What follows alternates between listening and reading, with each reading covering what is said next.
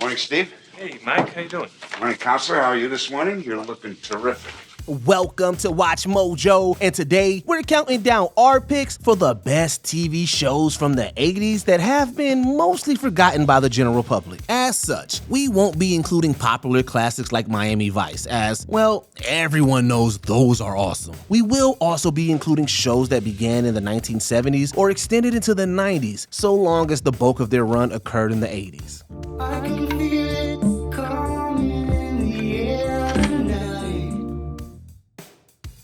Number 10, Police Squad. So, Billy, when the moisture in the air comes in contact with the cold pitcher, it forms water droplets, what we call condensation. Just like on your mother when she gets out of the shower, glistening with tiny little beads of... Oh, hi, Frank. There are two big reasons why Police Squad has been forgotten. One, it has been overshadowed by the Naked Gun movies, which served as a follow-up to the show. And two, it was only on for 6 episodes. Like the classic films after it, Police Squad was created by the Zucker, Abrams, and Zucker trio, and stars Leslie Nielsen as the bumbling Frank Drebin. I'm Captain Frank Drebin. I understand you had a pretty rough time. Yeah, it was pretty bad. Cigarette? Yes, I know. The show is every bit as funny as the movies and uses the same style of humor, featuring a dense collection of sight gags, slapstick, and clever wordplay. Alas, Police Squad aired just 4 episodes before it was canceled by ABC, with the last 2 airing months later in the summer. It was an undignified ending for such a great show. What do you know about life after death? I wouldn't know anything about it. You talking existential being or anthropomorphic deity? Number 9, The Love Boat. So, my cousin finally got to be a big shot. Oh, Gretchen! It's about time you broke down and went on a cruise. This is going to be one of the best. Oh, excellent weather?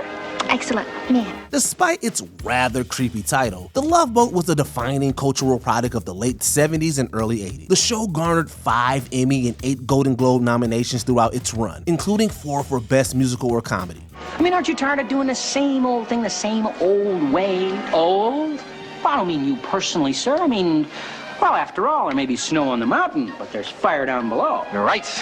Of course, a lot of that snow is melted now, especially up here above the timberline. Delver, go to your hole. Okay. It provided an easygoing and comforting experience for viewers, with an uplifting tone, fun escapist entertainment, and glamorous settings filmed on location. It was like a James Bond movie on TV. The Love Boat quickly became a staple of ABC's Saturday night lineup and was a huge rating success, its popularity even boosting the cruise industry. It's a little dated today, sure, but there was nothing like it at the time. Hello, Bridge. This is the captain. The real captain. And I don't have a happy face. Number 8, Perfect Strangers. Am I looking up Larry Appleton? Larry Appleton, that's me. There were a ton of great sitcoms in the 1980s, many of which are still fondly remembered today. But for some reason, Perfect Strangers has fallen by the wayside. The show follows the wacky misadventures of distant cousins Larry Appleton and Balky Bartokomous as they navigate daily life in Chicago. This is crazy. A big city like Chicago, there is not one single advertisement in here for a sheep herder. That's the way it goes. Last week there were pages of them. The comedy thrives on their opposing odd couple dynamic, with Balky's innocence and optimism clashing with Larry's more neurotic and cynical trait. The physical slapstick humor is also top-notch, and even amongst all the uproarious comedy, the show never forgets to deliver heartfelt lessons about friendship, family, and the American dream. And the fashion. Oh man, the fashion. This is peak 80s nostalgia right here. Look at that face! I love that face! You've kissed everything from here to the airport. I don't think that policeman was that happy when you planted one on his horse. Number 7, Yes, Minister. Doesn't that strike you as rather odd? No. If they have a supply of long tubes, they'll be able No, no, they don't want longer stethoscopes. They want more stethoscopes. If the stethoscopes had really long tubes, Minister, the consultant could stand in one place and listen to all the chests on the wall. A beloved British sitcom, Yes, Minister was said to be the favorite show of British PM Margaret Thatcher. A sharp political satire, it follows Jim Hacker, a cabinet minister in the Department of Administrative Affairs, and later the Prime Minister of Britain. Despite airing in the 1980s, the show's themes surrounding government hypocrisy and bureaucratic inefficiencies are universal universal, lending the show a degree of timelessness. Still, we have to make it look as though something's going to be done. It calls for a particular combination of talents. Lots of activity, but no actual achievement. It's also filled with brilliant characters, memorable quotes, and razor-sharp writing that disguises some unfortunate realities behind comedy. Despite being forgotten by some, the show lives on through its monumental influence. Its DNA still seen in shows like Veep. This right here is the Resolute desk, and it was used by FDR, and now by me, Mother, your daughter. I do hope you'll wait till your hair grows to have your portrait painted. Number 6, V. I want a full-scale offensive. All pilots proceed to Deck B. Assault teams assemble on C. The attack will begin at 0900. Give no quarter. Today, we conquer a world! In May 1983, NBC released V, a 2-part miniseries about an alien invasion. The miniseries was an enormous success, spawning a sequel and, some may forget, a weekly TV show. It aired for just one season between 1984 and 85, and while it wasn't as popular as its predecessors, there is still plenty to like about it.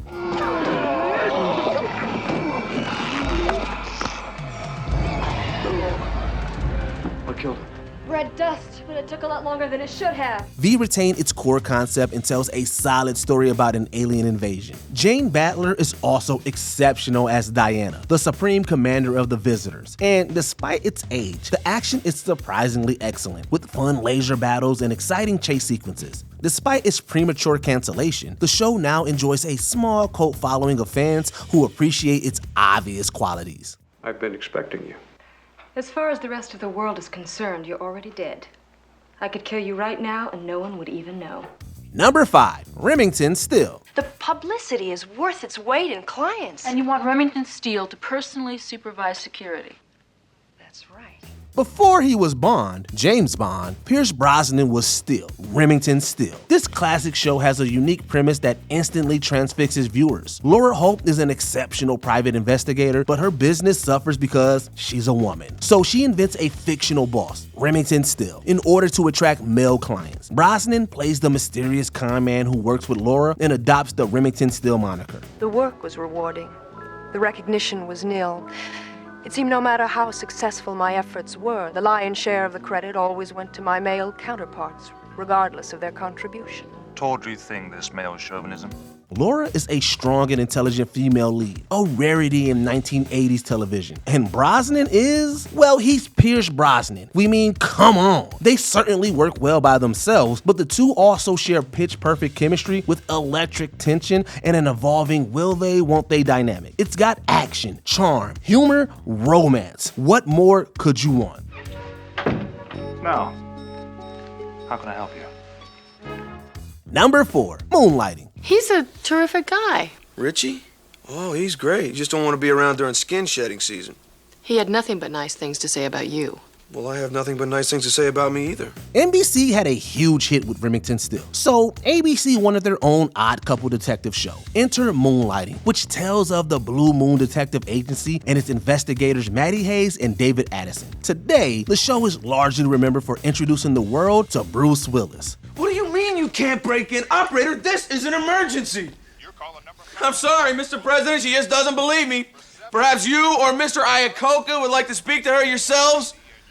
Operator, I don't mind telling you, you're putting me in a hell of a spot here. Unfortunately, the success of his movie career has somewhat overshadowed the show, and we forget just how good it actually is. The chemistry between Maddie and David is simply fantastic, and they provide one of the most iconic romances in television history. The show also contained a ton of innovative ideas, like breaking the fourth wall and playing with disparate genre formats in ways that were ahead of its time. Number 3, Night Court. Your Honor, far be it from me to advise you on matters of Where's courtroom my procedure gavel? and decorum. I beg your pardon? That little hammer thing? Yes, Judge, I know what it is.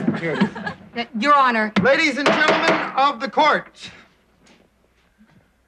Well, how the hell are you tonight, huh? This was one of the defining sitcoms of the 1980s, but you don't hear much about it anymore. It takes place during the night shift of a Manhattan court and contains one of the best ensemble casts in TV history. John Larroquette stands out as the sleazy and sarcastic Dan Fielding, and he took home 4 consecutive Emmy Awards for his performance. Pay no attention to the gossip. On you, they look good.